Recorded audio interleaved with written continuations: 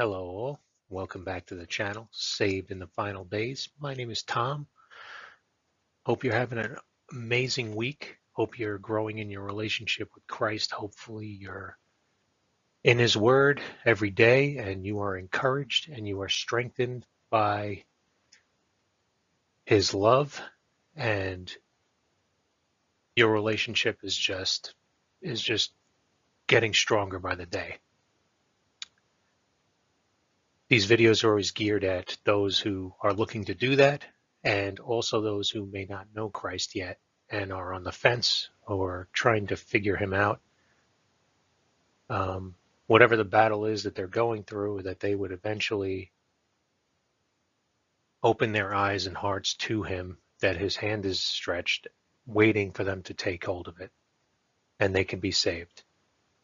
At the end of this video, there will be a presentation of the gospel for those who are not familiar with how to be saved. It's a free gift, just waiting for you to take it. In this series, we're continuing a walk through Scripture in the King James Version of the Bible. This is Ephesians 5, and we're going to just read right through it. Okay? Thank you for stopping by. Let's get into it.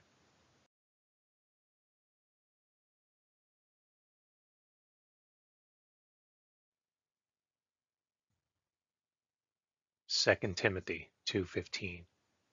Study to show thyself approved unto God, a workman that needeth not to be ashamed, rightly dividing the word of truth.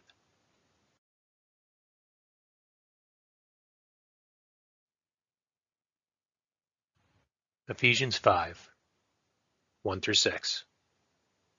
Be ye therefore followers of God, as dear children, and walk in love, as Christ also hath loved us, and hath given himself for us an offering and a sacrifice to God for a sweet-smelling savor. But fornication, and all uncleanness, or covetousness, let it not be once named among you, as becometh saints, neither filthiness, nor foolish talking, nor jesting, which are not convenient, but rather giving of thanks.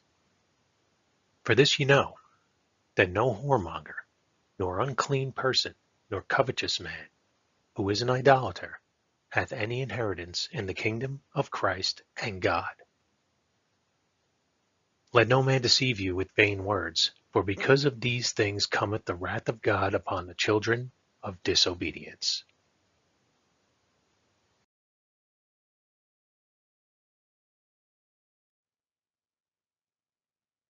Verses 7-13. Be not ye therefore partakers with them, for ye were sometimes darkness, but now are ye light in the Lord. Walk as children of light.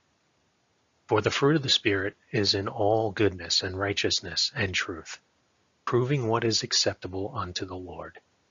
And have no fellowship with the unfruitful works of darkness, but rather reprove them. For it is a shame even to speak of those things which are done of them in secret. But all things that are reproved are made manifest by the light. For whatsoever doth make manifest is light.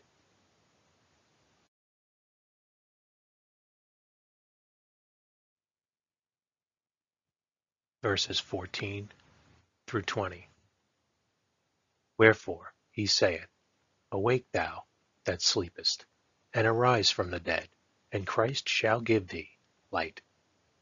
See then that you walk circumspect, not as fools, but as wise, redeeming the time, because the days are evil. Wherefore, be ye not unwise, but understanding what the will of the Lord is. And be not drunk with wine, wherein is excess, but be filled with the Spirit, speaking to yourselves in psalms and hymns and spiritual songs, singing and making melody in your heart to the Lord, giving thanks always for all things unto God and the Father in the name of our Lord Jesus Christ.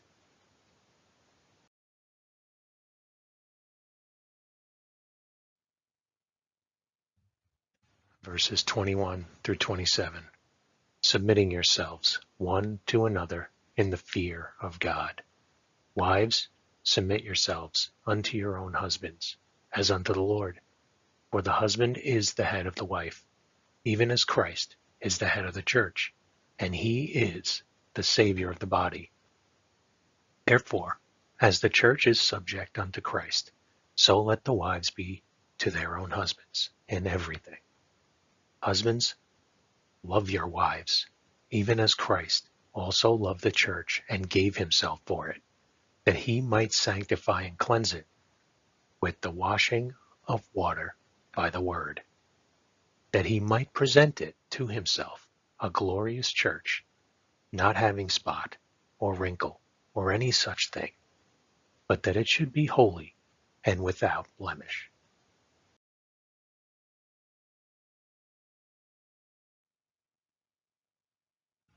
Verses 28 through 33. So ought men to love their wives as their own bodies. He that loveth his wife loveth himself. For no man ever yet hated his own flesh, but nourisheth and cherisheth it, even as the Lord the church. For we are members of his body, of his flesh, and of his bones. For this cause shall a man leave his father and mother, and shall be joined unto his wife, and they two shall be one flesh. This is a great mystery, but I speak concerning Christ and the church.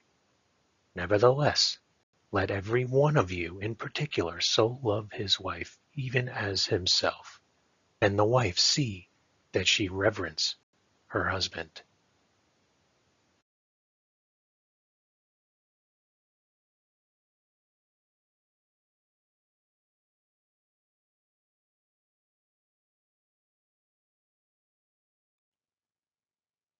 Behold, I come quickly.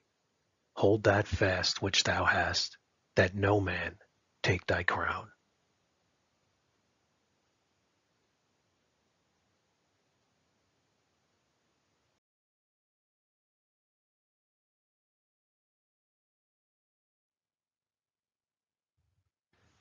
The gospel of your salvation. First, realize your need for a Savior. If you take a walk through the Ten Commandments, you'll start to realize that you've broken at least one, that you are a sinner. Because you're a sinner, if you die in those sins, you will end up eternally separated from God in a place called hell. You must repent.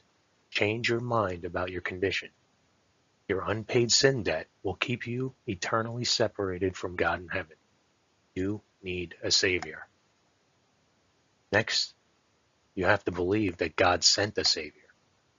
God sent his only begotten Son, Jesus Christ, to save sinners. He shed his blood and died for your sins. He was buried and resurrected on the third day. He was then seen by more than 500 eyewitnesses at once who testify that he is alive forevermore. He is the hand that is trying to save you from the pit. You must place your faith in his blood. It is the payment for your sins.